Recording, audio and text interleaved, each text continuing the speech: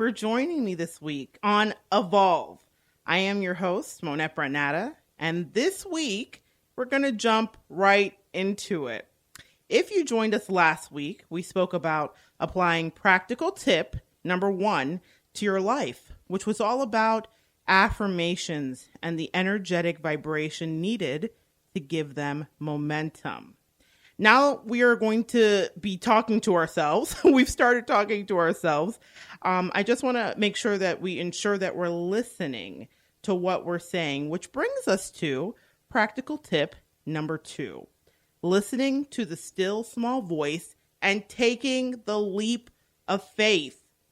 Today we have a guest that has applied practical tip number 2 in a masterful way in his life and in the life of his family.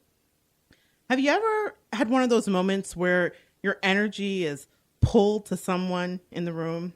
I mean, you don't know this person, but instinctively you connect. That's what happened when I met Scott and his husband, Timmy.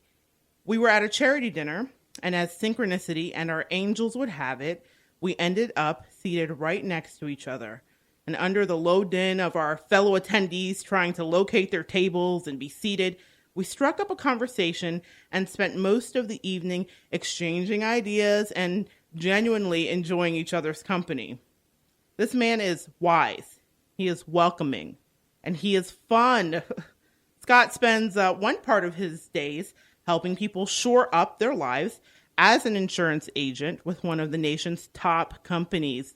He spends another part of his life as a coach, a life coach, with a special gifting for teens and families. And as a Cancer son, he utilizes his deep well of intuition to help shift the energies of his clientele.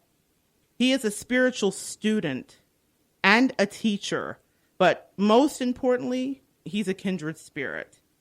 Before we get him on here, I want to share with you a quote that Scott said to me last time we spoke. And I don't know who it's by, so I'll have him clarify that when he's on. But he said, "Miracles happen when you make up your mind." And Scott and his family have certainly made up their mind. I'm so excited to introduce you to my guest, Scott. And Scott, I'm so excited to have you on with me today. I am very excited. Thank you so much, Monette.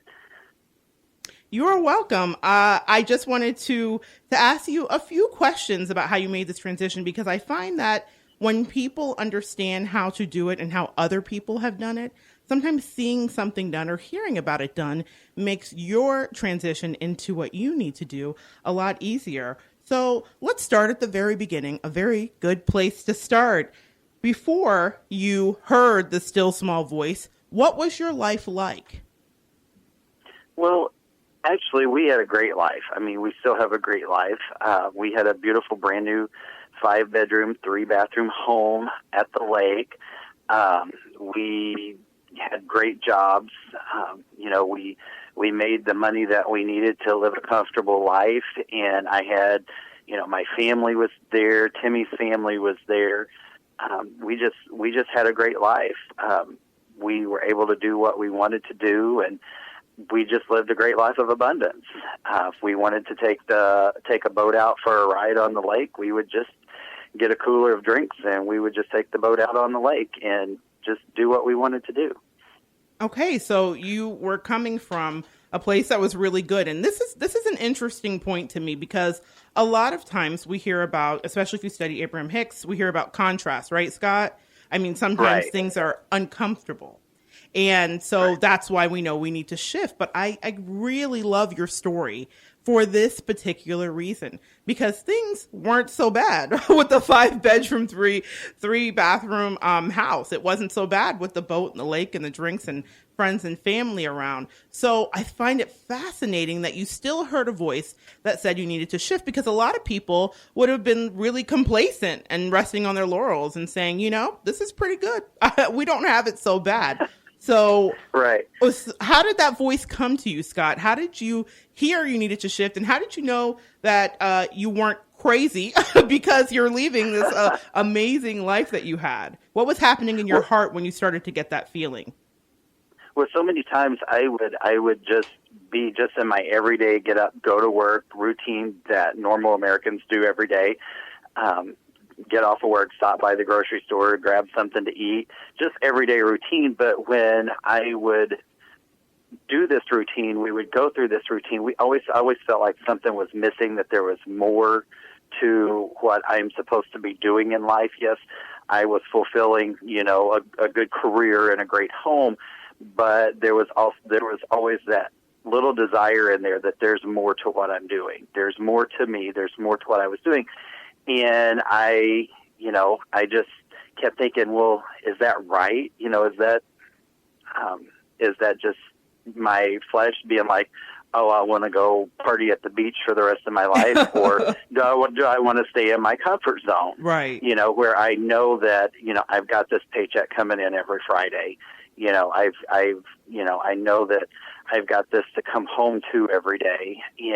But I kept thinking there's more to this than what I'm experiencing. So that still small voice was, there's more to it, more to me that I wanted to expand. But seeing where I was at, I was like, yeah, this is great, this is comfortable, but I'm not being able to expand who I want to be inside, and being able to do what I wanted to do to make me happy. And so that's kind of what prompted me, was just every day I would look around, and through my meditation, because I have daily meditation, and through that I was starting to feel like there was something more than for me to create than what I'd already created. Right. So it was this feeling of more is out there for me. This is good. Where I am is good, but there can be more. And I love that desire, that wanting again, that is placed in us to get us to move forward. So I believe that when you're envisioning an idea and you have a spouse like you do with Mr. Timmy, that the significant person in your life will hear that too. So what was your experience with Timmy? I mean, did he know when you did? Was he like, no, sir, you can go ahead, I'm fine right here? And what was his intuition on it? Well, I had mentioned Florida a few months earlier prior to this.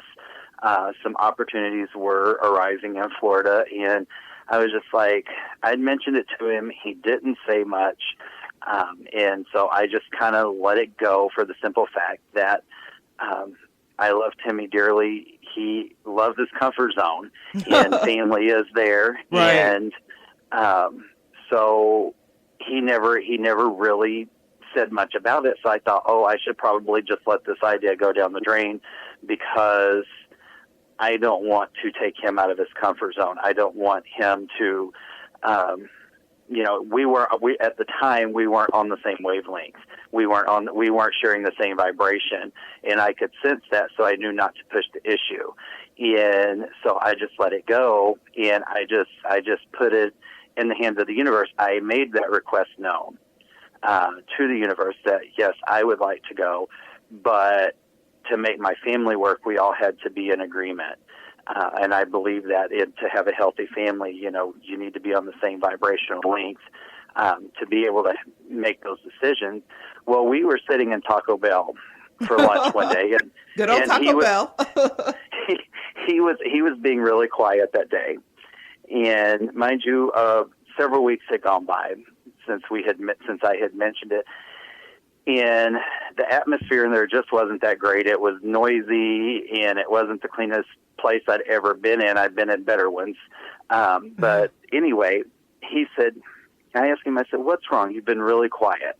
And I thought, normally when he's that way, I know something's going on. And he goes, do you ever feel like we just don't belong? And that was his way of it. That was his way of expressing he was ready to make the change. Right. And me thinking that it was so loud in there that I was like, okay, well, we can take our lunch and we could go eat in the car, or, I'm not on that wavelength at the time. And I'm thinking, well, we can go eat in the car, or if you don't want this, we can throw it out and we can go down the road and get something else. And that's what I told him. And he goes, no, where we are. He goes, do you feel like that it's time that we do something different? And I was like, I've just been waiting on you to speak the word. I said, we will make it happen. And so sometimes it may not be in our timing, but when we make our request known to the universe, that like I like to put it, we make our request known. That's our part. Then number 2 is not our part. Our part is to wait and let that work take place. That's so good. And then part 3 is our part to listen for that direction. And so I had put it out there several weeks before, right, and then just let it go. Right. And I didn't. It really wasn't a focus. But then when I started hearing, and then all of a sudden Timmy started hearing that it was time to make this change, then that's when things started happening. I said, if you want to go, we'll go. We'll make this happen. Let's set a date and make it happen. And we set a date, and I was like, that's too far out. Let's move it up a couple weeks. Okay. We set a date, and we're like, we're going to make this happen. And that afternoon, we started doing the research and started the process. Okay, I want to go back into something you said there that I thought was very pivotal for people. You heard it, and you put the request out to the universe, and you said, okay, guys, this is what I need. This is what I'm wanting. This is where I'm wanting to shift. You heard the still small voice. And Timmy was very happy where he was and hadn't heard it yet. And I love what you did here, Scott, which was an exercise in grace and a lesson in marriage to us all, is you didn't force this issue to your partner. You waited until he was in an energetic vibration and resonance with you, which you knew would happen if the thing you were wanting was right for the family, right? Exactly. Okay, good. I just really want everybody to get that, because sometimes we have an idea and we really want to move forward with that idea. And I'm reminded a little bit too about a story that we both heard at the charity dinner. We were at the Nana's House charity dinner, and Kim, the founder of Nana's House, had a dream similar to your dream. Her dream was different, but in regards to, she wanted to open a children's shelter, and she didn't know how to start doing that. And she just took these small steps, but she first heard it. And she told her husband, and her husband had just opened a business, and her husband said, you know what? I don't hear that. You know what I mean, Scott? So she wasn't in resonance, but what happened was the universe worked and brought her husband into alignment with her, and now they are thriving. So this is, again, another lesson in how we can conduct ourselves in any relationship, whether you're married or not. You sometimes will hear things and your spouse may look at you with a side eye, and that's okay. Right. Because if it's right and if it's pure and if it's true for what the vision of your family is, and for your family, Scott, you are certainly the vision bearer, okay? But if it's right and true, God's going to bring it all together. The universe is going to make it work itself out. So I love that you waited and were patient with Timmy until he heard it authentically in his spirit and in his gut as well. During this whole time, were there moments, I have to ask you though, in the process when you doubted that Florida would become a reality, that this was really the right place for you? It was one specific. There weren't any that were major, except the one specific area was we had never been to Florida. I had never even set foot in Florida.